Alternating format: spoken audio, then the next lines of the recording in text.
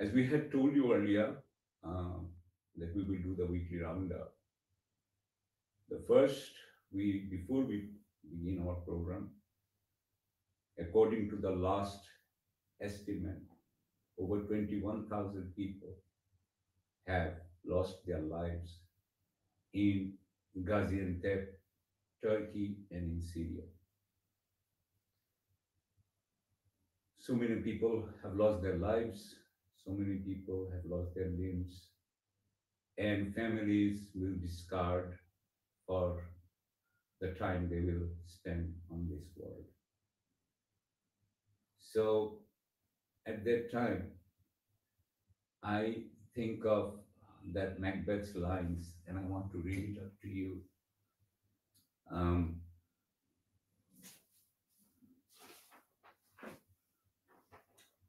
Life's but a walking shadow, a poor glare that struts and frets his hour upon the stage, and then is heard no more.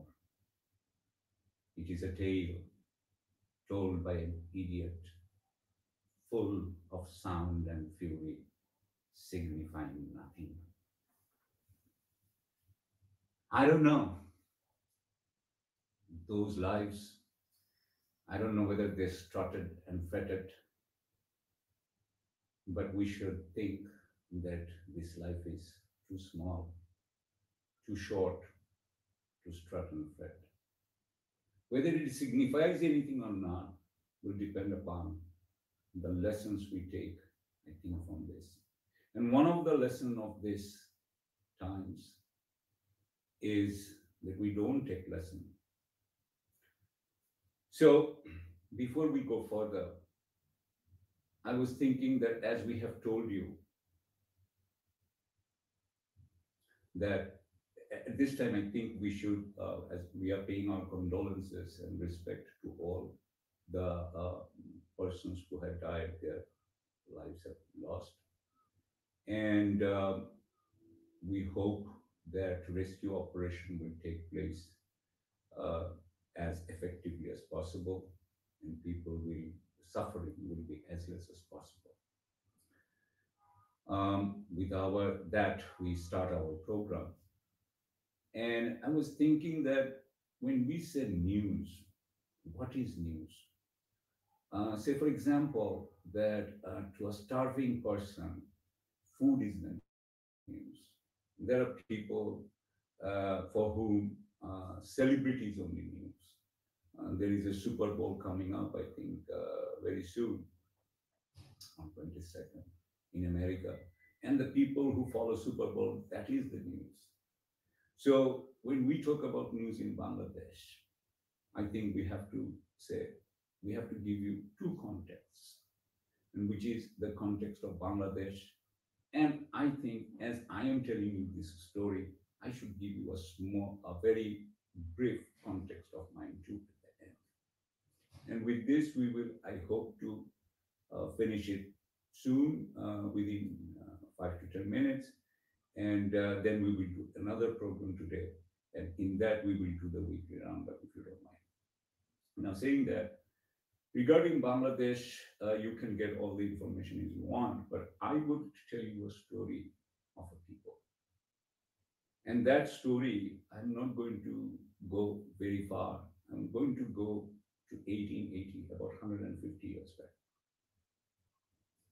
This was the year in 1880, 1881, that the first census of British India took place, where it was found that the Bengali Muslims were the majority of the Bengal, the province of Bengal, the presidency of Bengal.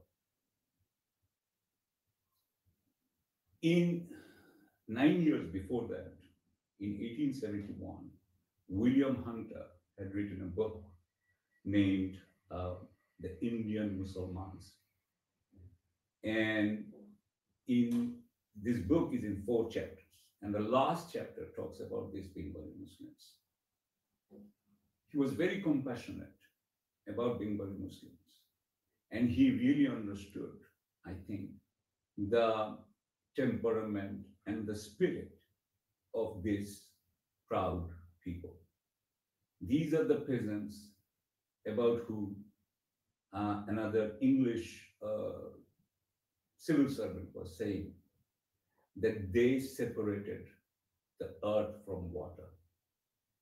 You know, Bangladesh is at the foothill of Himalayan mountains. On our west is India, on our east is Burma, as I told you earlier. But we will come to it over and over again. And it is the rivers which flow from Himalayas, they bring the sediment, and it is on that our delta has been built. It was this mud and water, and they separated it, and they built this. But in 1880, these people were living under a feudal system and under a colonial system. And incidentally, the feudal lords were mostly Bengali Hindus, and the Muslim peasantry was the peasantry. And there was also Hindu peasantry, but Muslim peasantry is the big we are talking about. They were the majority and all that. In 1905, this there was a Muslim League which was formed. In 1921, the Dhaka University was established. And in 1946, these Bengali Muslims actually voted. Actually, only 17% of them. There was no universal suffrage at that time. So they voted for going to Pakistan, which is East Pakistan. And what was the reason? I think that the reason was non-communal. The reason was social, economic, political economy. They wanted to get rid of the feudal system. And the only way they could get rid of it was through this vote. You would, at that time, there was an alliance between the Bengali Muslims and the scheduled caste Hindus. And their leader, Mr. Jogesh Chandra Mondal, he stayed back in East Pakistan at that time. And he only left in 51, by which time the then Pakistani government had imposed a communal state governance policy. This was not done by the Bengali Muslims. Because these Bengali Muslims voted in Pakistan, East Pakistan, they were part of East Pakistan, they were East Pakistan. And their zamindars, the landlords, were Bengali Hindus. The landlord class was without its political base, and they lost, and there was a law was passed, and East Pakistan became totally republic and non-feudal. But West Pakistan was not that lucky. Their landlords were Muslims, and so their landlords still stayed back and still are there. So in that way, Bangladesh was very lucky that during that time, between 1947 and 71, we had achieved that. Now we have to come to 1971. We have to understand this, that as in 47, the Bengali Muslims was fighting against the domination of the Hindu landlords. This peasant class was again faced with another domination, and that was by Pakistani, Punjabi, and establishment. And so the Bengali Muslim fought with his and her identity of Bengaliness. So before they fought with the identity of Muslimness in 46, so they went to 47. After 47, in order to fight this communal state policy, they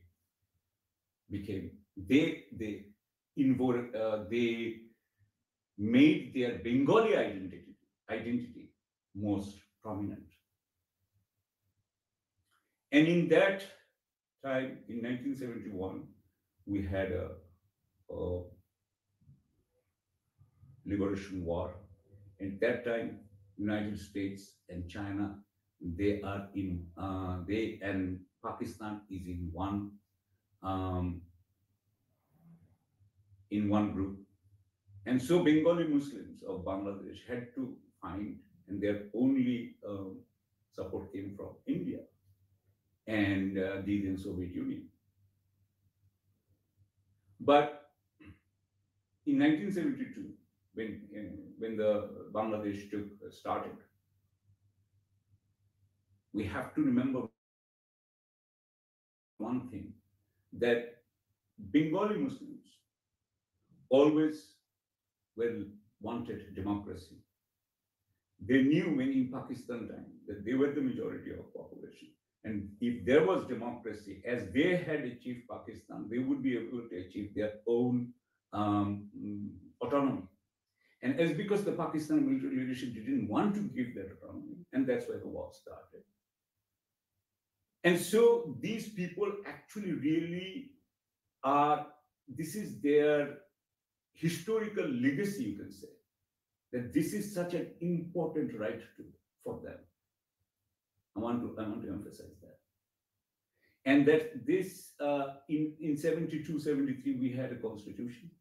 In that constitution, what was done was that we had made the party in power, Awami League, the same party which is now in power. In 72, they did the constitution. And the constitution was almost all the powers are concentrated under one head of government. And in our legislature, we have Article 70, according to which there is no floor crossing. So the member of the parliament is actually not the representative of the people. They are the agent of their leader. Because if they go against their leader's position, their membership will be cancelled. And nobody wants to do that. So there is no check from the legislature. And then we have this trial court is directly now, it was not in 72, it was not, but now, a little later it became, and it has remained like that, under the executive. I mean, think about it. That if in United States, let's say Donald Trump is president, and all the trial courts are under Donald Trump. This is what we lived through 50 years, 5 decades, and still going on. And then when we have a Court of Appeals, the High Court and the Court of Appeals, those members are also nominated by the head of the government, and they are then I think approved by the rubber stamp parliament. So actually, the head of government has all the power in that's just in our constitution. In this backdrop, in 1975, the leader of our independence struggle, Sheikh Mujibur Rahman, and his family was killed. Before that, he had imposed a one-party rule, and then this tragic thing happened. I think besides the Romanovs, I do not remember any other family like that kind of thing has happened, unfortunately. And then we had 15 years of military rule. From 1991 till 2008, we had what we call our so-called democratic period. In the democratic period, I do not want to go too much in detail, but we had a system called caretaker government. In that system, each time, after 5 years, when the election time came, 3 months before that, the political party left the power, and there was a caretaker government. For 3 months, they conducted the elections, and then they handed over the power to the political party, which won the election. We had 1991, 96, 2001, that kind of an election. I think besides those three, and then we will talk about 2009 election, 8 election also. But besides these 4, no election in Bangladesh has been fair. Whenever a political party has been in power, the election has been rigged in favor of their party. Because Because you have to understand that our bureaucracy is totally under the head of the government. If just I would like you to think that if Donald Trump, when this happened in 2000, if Donald Trump had all the bureaucracy was telling him was under his direct control, and all the apparatus had fixed the rules, fixed the numbers.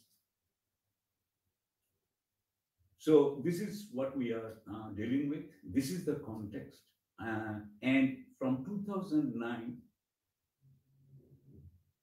our present Prime Minister Sheikh Hasina has came into power. She came into power, and then